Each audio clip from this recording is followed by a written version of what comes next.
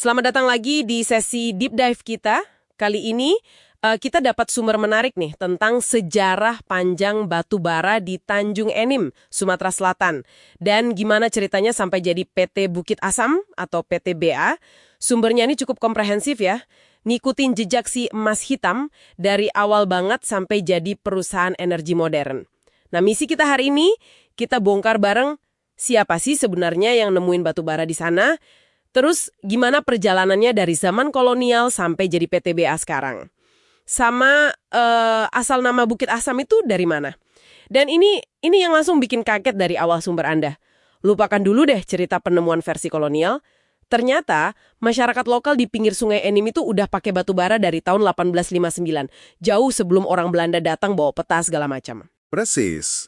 Jadi, apa yang sering dicatat sejarah kolonial sebagai penemuan oleh tim Belanda, kayak I.I. Zermanhat, Ziegler, antara 1915-1918 itu, lebih pas disebut eksplorasi sistematis gitu. Eksplorasi sistematis ya, maksudnya? Ya, tujuannya untuk kepentingan komersial skala besar. Mereka bukan nemuin barang baru buat warga lokal, tapi mereka memetakan potensinya, memastikan jumlahnya buat dieksploitasi untuk industri dan kapal-kapal mereka. Ini soal skala dan tujuan, bukan soal siapa yang tahu duluan. Oke. Jadi bukan nemu dalam arti harfiah, tapi lebih ke, ini ada banyak bisa kita keruk buat bisnis, gitu ya. Dan infrastruktur jadi kuncinya nih kayaknya. Sumber Anda nyebut pembangunan rel kereta api di sana mulai 1912, terus jalur ke tambangnya selesai 1917. Udah persiapan matang banget ya sebelum mulai nambang. Betul sekali. Itu persiapan vital. Nah, penambangan formal oleh Belanda baru dimulai 1919 di tambang air layah. Awalnya pakai open pit ya, tahu kan? Gali dari permukaan langsung. Gali terbuka ya? Iya. Baru antara 1923 sampai 1940, mereka geser ke tambang bawah tanah. Mungkin cari lapisan yang lebih dalam atau menyesuaikan kondisi lah.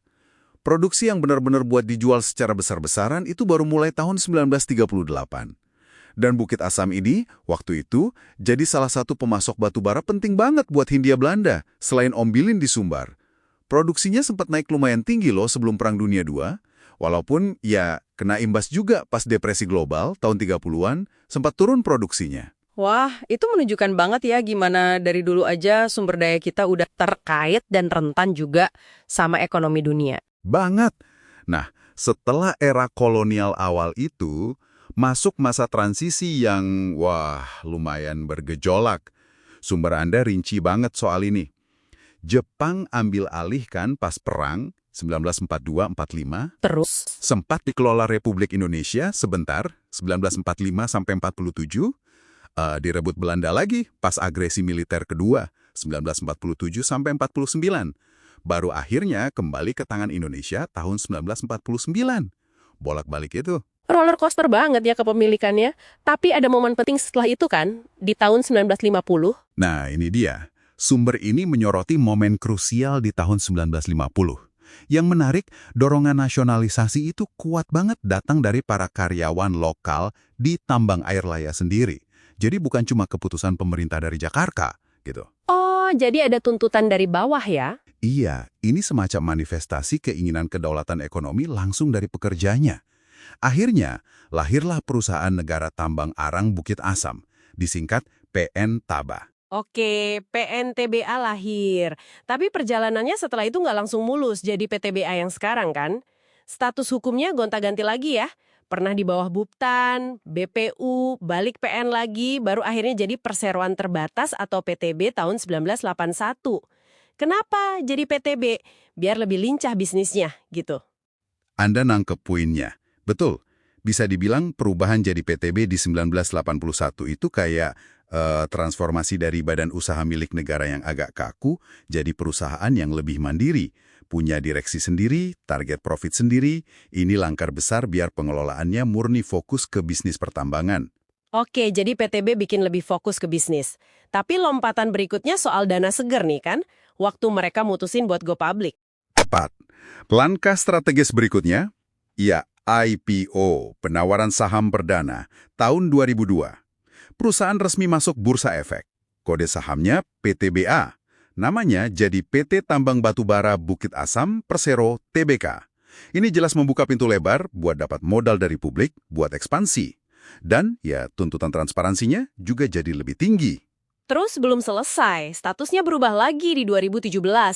Gabung ke holding BUMN Pertambangan. Betul. Tahun 2017, PTBA jadi bagian dari holding BUMN Pertambangan. Induknya itu Inalum, yang sekarang kita kenal sebagai Mind ID. Namanya juga disederhanakan, jadi PT Bukit Asam Tbk aja. Tujuannya jelas, konsolidasi. Biar BUMN tambang kita jadi satu kekuatan besar, lebih efisien dan lebih kuat bersaing di pasar global. Masuk akal. Nah, satu lagi yang bikin penasaran, soal namanya itu sendiri. Bukit Asam. Kenapa nama itu yang nempel terus? Nah, ini dijelaskan juga di sumber Anda. Ternyata, cukup simpel. Itu nama geografis. Bukit Asam itu ya nama bukit atau area di Tanjung Enim, tempat deposit batu bara kualitas bagus, terutama jenis antrasit, pertama kali ditemukan dalam jumlah besar. Oh, jadi nama lokasi aja ya? Iya, nama itu udah melekat banget secara sejarah dan lokasi. Jadi, ya dipertahankan terus, meskipun status hukum perusahaannya udah ganti berkali-kali. Jadi semacam penanda identitas lah. Kalau kita lihat sekarang, per akhir 2022, PTBA memang masih pegang cadangan batu bara yang masif ya. Sekitar 3 miliar ton cadangan terbuktinya. Tapi, ini yang penting juga. Mereka udah nggak cuma mikirin batu bara.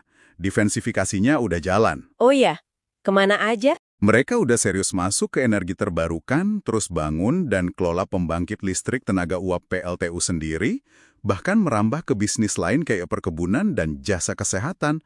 Visinya juga udah jauh ke depan, jadi perusahaan energi kelas dunia yang peduli lingkungan. Targetnya bahkan net zero emission di 2060. Wow, ambisius ya targetnya. Sangat. Jadi Anda bisa lihat ya, transformasinya luar biasa. Dari batu bara yang cuma dikenal warga lokal di pinggir sungai, terus dieksploitasi habis-habisan sama kolonial, diperjuangkan oleh pekerjanya sendiri, biar jadi aset nasional, gonta-ganti baju badan usaha, sampai sekarang jadi PT Bukit Asam Tbk yang modern, yang juga serius banget mikirin masa depan energi hijau. Perjalanan panjang ini menyisakan satu pertanyaan menarik mungkin buat Anda renungkan.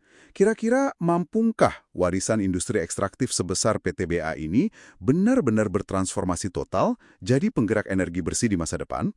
Dan menurut Anda, apa ya tantangan paling besar yang mereka hadapi buat mencapai transisi yang ambisius itu?